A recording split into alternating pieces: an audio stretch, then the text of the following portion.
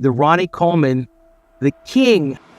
He trained in a dungeon type gym. In my terms, it would be labeled as a shithole. You know, Ronnie had enormous amounts of size and the quality of the muscle. You know, that can't be done through just sitting there pumping 25, 30, or 40-pound dumbbells.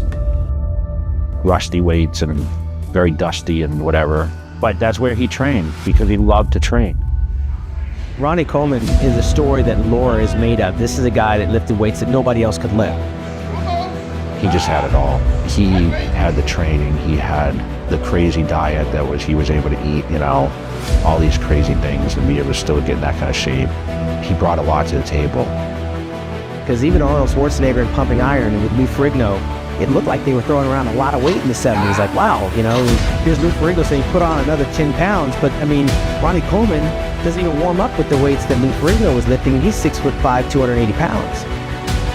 Ronnie was lifting weights that were at the far end of the rack that were dusty, things that nobody would even fathom picking up. And he was doing it with relative ease, with repetitions. You know, and he was the strongest Mr. Olympia of all time. There are many powerful bodybuilders around the world, but few possess the exceptional level of strength seen in legends like the King, Ronnie Coleman.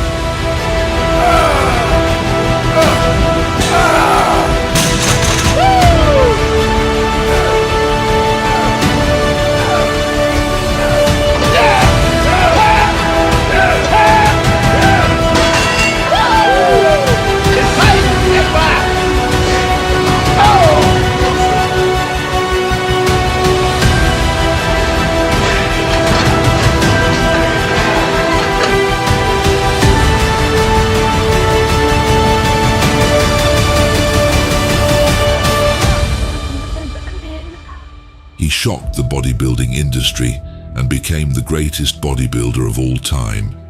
8-time Mr. Olympia Ronnie Coleman was one of the most dominant bodybuilders of the 90s and 2000s. His training videos gained widespread popularity, inspiring countless bodybuilding enthusiasts to adopt the King's intense workout routines. Even today, Coleman's accomplishments remain a hot topic among gym goers, with many of his old training videos amassing tens of millions of views on YouTube. Ronnie Coleman's a classic shining example of what goodness and graciousness and greatness are as it relates to bodybuilding, but more importantly, as it relates to a person. Ronnie Coleman, a very successful businessman with his Ronnie Coleman product line. Coleman was a bodybuilder who lifted like a powerlifter. He enhanced the high-intensity training style pioneered by Dorian Yates, pushing the weights even further with max lifts on the deadlift and squat that few could match. During his Olympia reign, he combined the high reps typical of bodybuilders with the heavy weights favored in powerlifting. Often, his training philosophy could be summed up in one simple principle: lift heavier every day. He put the workload on his muscles to make them get to a level to where there were deep cuts, deep striations, and hard work. You know, and that's what his body prevailed. You saw that. You know, so if you're not willing to go to that place where he is going to and train like that and withstand that and live like that and do that and do that and do that, then you don't have a chance against him. While Ronnie Coleman had some of the best genetics ever, his elite work ethic, both in and out of the gym, was undeniable. Few would dare to push themselves as hard as he did during his epic training sessions, and it showed on stage. Known for his massive 800 Plaza B squats and deadlifts, those of his era were truly privileged to watch a king in his prime. This is not to take anything away from the other amazing competitors he faced.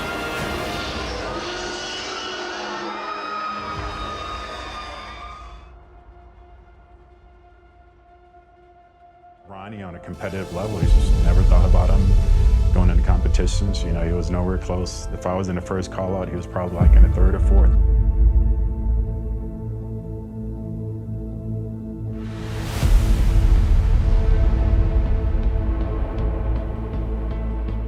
Coleman's famous 800-pound squat, which he performed for 2 reps in a squat suit and knee wraps.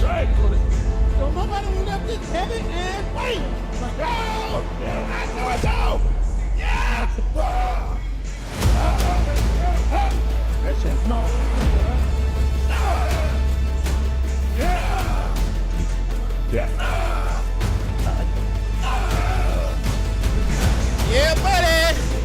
It's on now. Somebody done let the dogs out. Woo!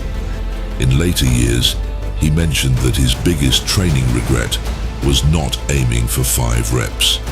While his big 3 lifts are the most impressive, Coleman also demonstrated his strength in various other exercises. According to Merritt, Coleman leg pressed 2,125 pounds for 8 reps and T-bar rode around 570 pounds for 9 reps at one point. He also performed 735-pound shrugs and 160-pound dumbbell shoulder presses, further adding to his legend. Although unofficial, this would put his powerlifting total at 1,001.6 kilograms, 208.1 pounds.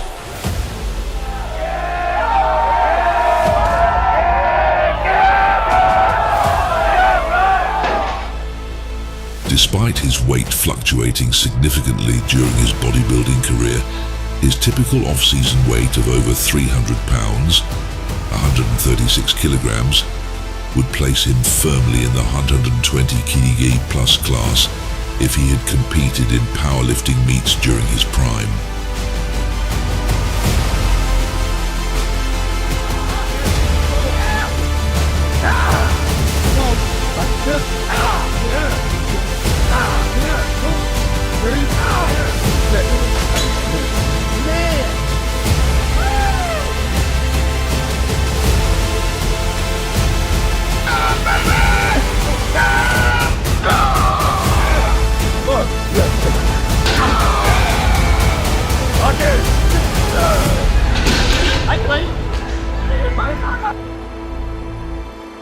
So I didn't see him until the next morning. We woke up, you know, went to saw backstage, pumping up, full disclosure.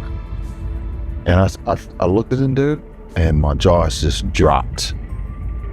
I was like, damn. I drank that coffee and that vodka and went to the show the next day and beat Kip.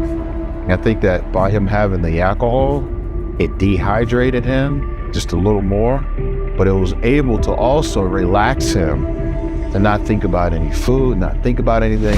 And I think that relaxed state of mind just let the water just leave his body. And when Ronnie hit that stage, man, it was all over. It was like, where this dude come from?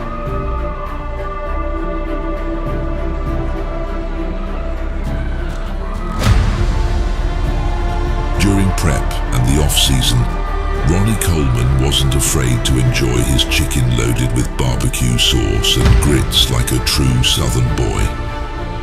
As a result, Coleman's diet wasn't anything flashy. For breakfast, he'd eat eggs and grits, followed by a protein shake. Lunch usually consisted of chicken breast with barbecue sauce, rice and beans, corn and cornbread. His next meal included chicken breast and potatoes.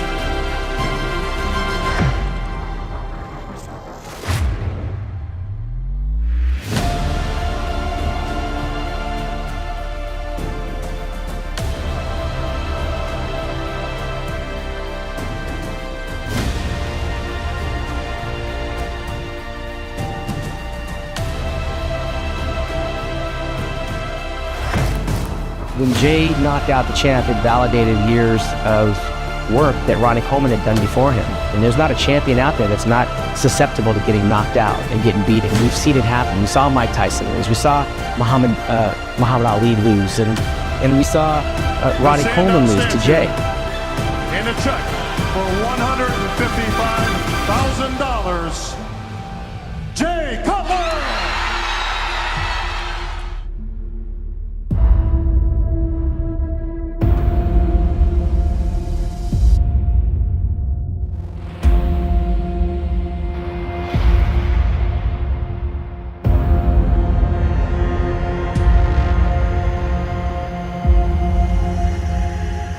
I didn't beat the best Ronnie Coleman ever.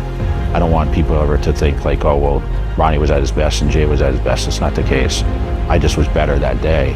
You know, time was creeping up. He was going for his record, number 9. A lot of publicity going into the show. But I felt bad for Ronnie. I felt bad winning, which is weird.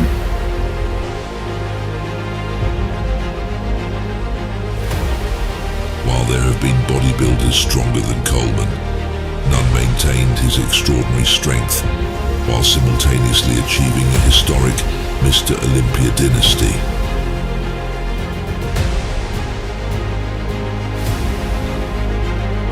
Coleman pushed the limits of his strength in every training session, but he also had to ensure his physique was symmetrical, lean, and stage ready for competitions. There's a good reason why Coleman is known as the King.